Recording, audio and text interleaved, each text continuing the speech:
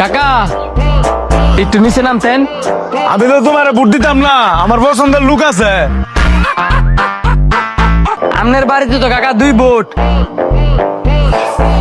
এই ধরেন 1000 টিয়া। এখন আল্লাহ চিন্তা করে দেখেন আমারে ভোটটা দিবেন নাকি দিতেন না। অবশ্যই ভোট দেবো, আমি তোমারই দিব।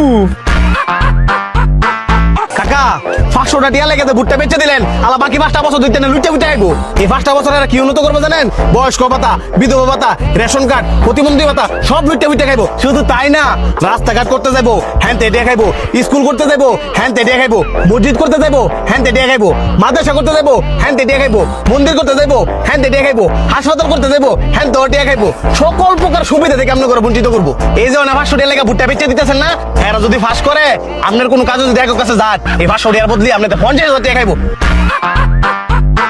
এই খাইতে খাইতে খাইতে খাইতে অনেকটা দেখছেন এই দুনি এই সঙ্গে এই বুট্টা মারা বানাইবো। এই তোর বাইত ভোট কয়টা?